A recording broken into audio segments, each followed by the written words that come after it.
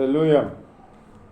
సుమధుర స్వరముల గానాలతో వేలాది దూతల గలములతో కొనియాడబడుచున్న నా యేసయ్యా, నీకే నారాధన.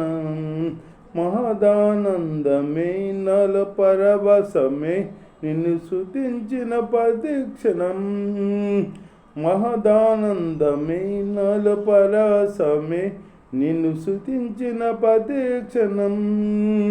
సుమధుర స్వరముల గానాలతో వేలాది దూతల గలములతో కొనియాడబడుచున్న నా యేసయ్యా, నీకే నారాధన.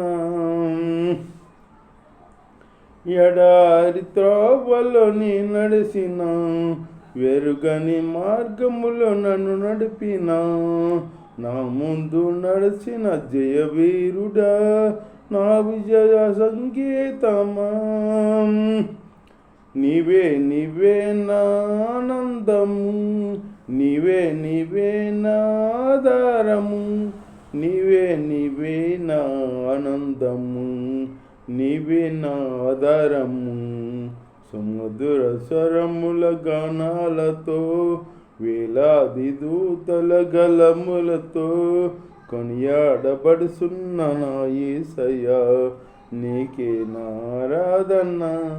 మహిమానందమే నల పరవశమే నిన్ను స్తుతించిన ప్రతిక్షణం. మహిదానందమే నల పరవశమే నిన్ను స్తుతించిన ప్రతిక్షణం. సుమధుర స్వరముల గానాలతో వేలాది దూతల గలములతో కొనియాడబడుచున్న నా యేసయ్యా, నీకే నారాధన. హల్లెలూయా. దేవుడి స్తోత్రం ఎందుకు వందాలో, దేవుడి స్తోత్రం ఎందుకు వందాలో, దేవుడి మాటలిందాం కూర్చోపు శబ్దు. బైబిల్ గ్రంథంలో రాజుల గ్రంథం 2వ రాజుల గ్రంథంలో 9వ అధ్యాయంలో ఇలా రాసింది. అంతటా ప్రవక్తగు ఎలీషా ప్రవక్తల శిష్యులలో ఒకరిని పిలువనంపించి అతనితో ఇట్లని అనేను. ఒక ప్రవక్త శిష్యుని రప్పించి అతనితో ఇట్లా అన్నాడన్నమాట. ఏమని? నీవు నడుము బిగించుకొని నీ తైలపు గిన్నె చేత పట్టుకుని రామోతి లాదునకు పోయి అచ్చట ప్రవేశించినప్పుడు నిసికి పుట్టిన యెహోషాపాతు కుమారుడైన యెహో ఎక్కడ ఉన్నాడని తెలుసుకుని అతనిని దర్శించి అతని సహోదరుల మధ్య నుండి అతనిని చాటుగా రప్పించి లోపలి గదిలోనికి అతన్ని పిలుచుకొని పోయి తైలపు గిన్నె తీసుకుని అతన్ని తల మీద తైలం పోసి, నేను నిన్ను ఇశ్రాయేలు మీద రాజుగా పట్టాభిషిక్తునిగా చేసితులని యెహోవా సెలవిస్తున్నాడని అతనితో చెప్పి, ఆలస్యం చేయక నీవు తలుపు తీసి పారిపోము, యమనస్తుడైన ఆ ప్రవక్త పోవలేనని బయలుదేరి రామోతిలాదునకు వచ్చినప్పటికీ సైన్యాధిపతులు కూర్చుని ఉండిరి. అప్పుడు అధిపతి, నేను ఒక సమాచారము తెచ్చి తిని అని చెప్పగా, యెహో ఇందరిలో అది ఎవరిని గూర్చినదని అడగగా అతడు, అధిపతి నిన్ను గూర్చినదే అనేను.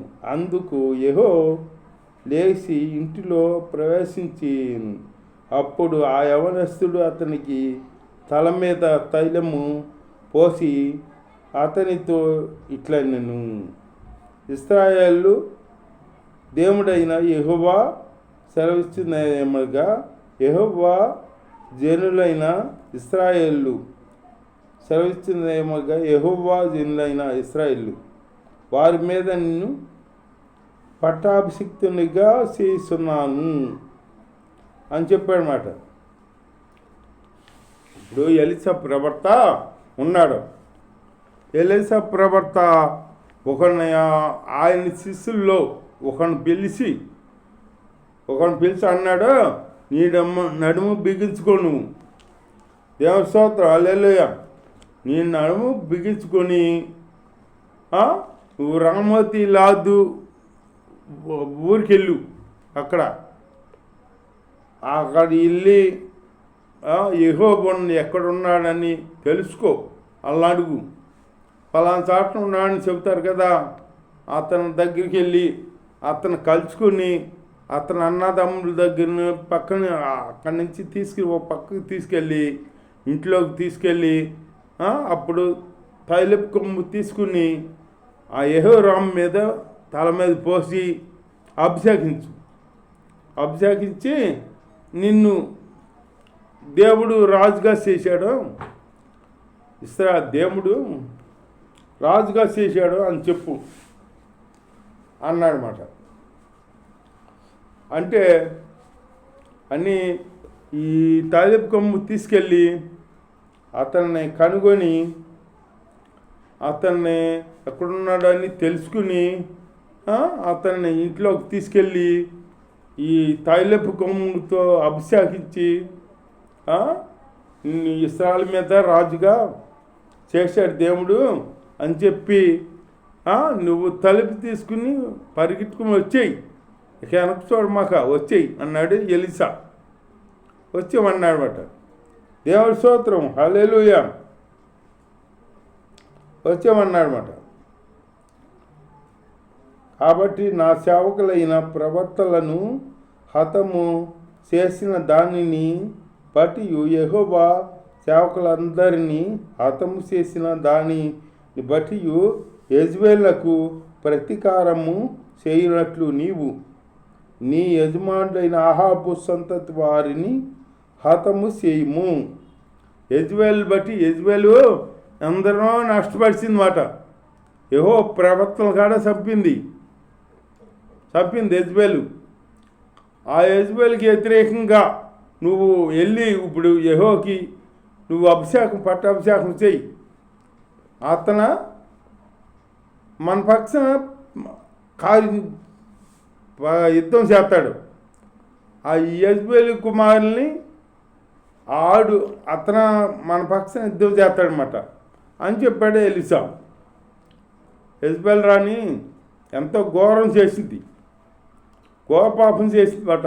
ఆడదానే కానీ ఆడదాని చెప్తామంటే మగవాడని చెప్పాలన్నమాట. రౌడీ రాణి యెజ్రెయేలు అంటే ఎంత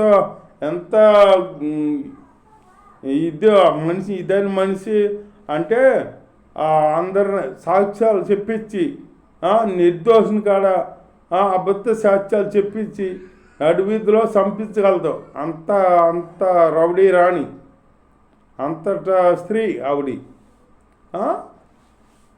ఆ స్త్రీ నాబోతుని కాడ చంపించింది ఒకసారి, నాబోతుని కాడ చంపించింది మాట యాహాబు గురించి. ఆహాబేమో ఆవిడకి అప్పగించాడంతా, ఆవిడేమో ఆవిడ ఇష్టం వచ్చినట్టు చేసి ఆ యెహోవా ప్రవక్తలను కాడ చంపించేసిందన్నమాట. చంపించి ఎంతో ఘోరం చేసింది. చేస్తే ఆవిడ మీద పగ తీర్చుకోవాలని ఇప్పుడు ఎలీషా ప్రవక్త యెహోవా శిష్యులో ప్రవక్తల శిష్యులో ఒక ఆయన పిలిచి, నువ్వు వెళ్ళి యెహోవా అని ఒక ఆయన ఉంటాడో ఆయన పట్టాభిషేకం చెయ్యి, ఆయన రాజుగా అభిషేకించు, అతను మన పక్షాన్ని యుద్ధం చేస్తాడు అక్కడ యెజ్రెయేలు రాణికి వ్యతిరేకంగా. అని చెప్పాడన్నమాట ఎలీసా. దేవుని స్తోత్రం. అట్లాగే ఇప్పుడు ఎలీసా ఇప్పుడు మనకే యెజ్బెల్ రాణి చేసిన బడికి ప్రతీకారం తీర్చుకోవాలంటే యెహోవా అని ఒక ఆయన ఉన్నాడు. ఆయన అయితేనే అక్కడ వాళ్ళకి వ్యతిరేకంగా అక్కడ చేయగలడు అని ఈయన తెలుసుకుని ఎలీసా ఒక ప్రవక్త శిష్యుల్లో ఒక ఆయన పిలిచి ఇట్లా వెళ్ళి పలాని ఇంటికి వెళ్ళి పలాని ఊరు పలాని ఇంటికి వెళ్ళి నువ్వు యెహోవా అని ఒక ఆయన ఉంటాడు, ఆయన ఎక్కడున్నాడో తెలుసుకుని ఆయన ఇంట్లోకి తీసుకెళ్ళి తైలపు కొమ్మెట్టి అభిషేకించి యెహోవా దేవుడు నిన్ను రాజుగా చేశాడు అని చెప్పి నువ్వు తలుపు తీసుకుని వచ్చేయి, వెనక చూడమాక వచ్చి అన్నాడు వాడు.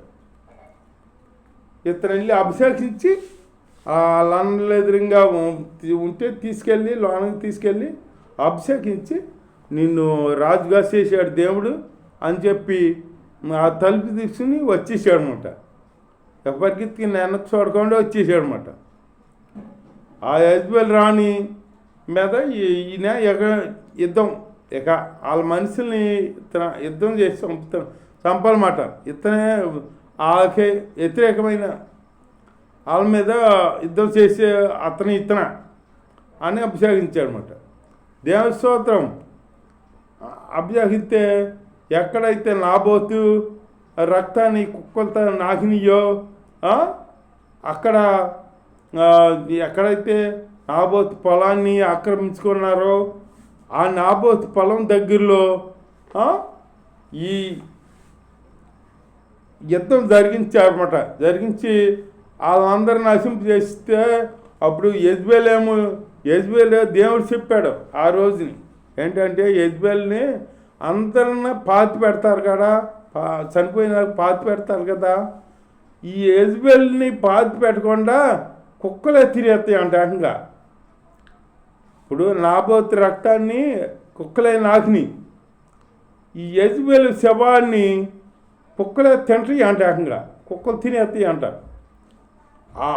ఆవిడ సమాచాత అక్కడ ఏమీ ఉండవంట అని దేవుడి శాపం. అది అంతటా ఘోర పాపం చేసింది ఆవిడ.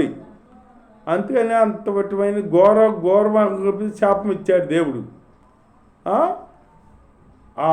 అసలు యెజ్బెల్ రాణి ఎలా చనిపోయిందంటే అసలు ఘోరంగా చనిపోయిందన్నమాట.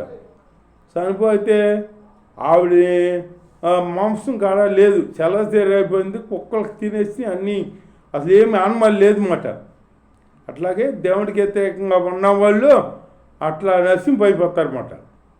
అట్లా ఆ జీవితం వాళ్ళ బ్రతుకు ఎలా వాళ్ళ బంధువులు చూసుకుంటే అక్కడ శవం ఉండదన్నమాట. ఈ దేవుడికి మనకు వ్యతిరేకంగా ఉన్నామనుకో, దేవుడి శాపం వచ్చింది అనుకో, మనం మనం ఎలా సరిపోతాం మనకు తెలీదు, మనం శవం కాడ దొరకదు. అంత పాపం చేసింది యెజ్బెల్ రాణి. అందుకని అటువంటి శాపం ఇచ్చాడు దేవుడు. దేవుడి స్తోత్రం. అంతటి పాపం చేయకూడదు. ఆడదై ఉండి యెజ్బెల్ రాణి ఆడదై ఉండి ఏం చేసిందంటే నాబోతుని అన్యాయంగా చంపించేసింది. నాబోతుని అన్యాయంగా చంపించేసింది. ఏమనలా, నీ ద్రాక్ష తోట నాకు ఇయ్యి అన్నాడంటే నా పితరులది నేను ఇవ్వను, నా పితరులది నేను ఇవ్వను అని అన్నాడు నాబోతు. అనేటప్పటికి ఈ అహాబు రాజు వచ్చి యెజ్బెల్కి చెప్పాడన్నమాట. ఆడదానికి లాగా మగవాడు యెజ్బెల్ రాని అన్నట్టుగా భార్య చెప్పేటప్పటికి భార్య లేచి అన్నం తిని నువ్వు భోంచేయి, నేను చేస్తాను, నాబోతు పొలం నీకు ఇప్పేస్తాను అని చెప్పేసి నాబోతు మీద అబద్ధ సాక్ష్యాలు చెప్పించి, అబద్ధ సాక్ష్యాలు చెప్పేవాళ్ళు ఉంటారు కదా, ఆ అబద్ధ సాక్ష్యాలలో చెప్పించి ఆ నాబోతుని రాళ్ళు పెట్టి రాళ్ళతో కొట్టి చంపించేసిందన్నమాట. ఆ నాబోతు రక్తం ఒలికి దేవుడికి మొరపెట్టిందన్నమాట. అప్పుడు తీసిపోయాడు ఆయన ఏలియా వచ్చాడనమాట. వచ్చి ఆహాబుని బెదిరించేటప్పటికి ఆహాబు దేవుడి భయం వచ్చింది. ఆహాబుకి దేవుడి భయం వచ్చింది. దేవుడు భయం వచ్చి ఆహాబు మామూలుగా భయపడ్డాడనమాట. దేవుడి స్తోత్రం, హల్లెలూయా.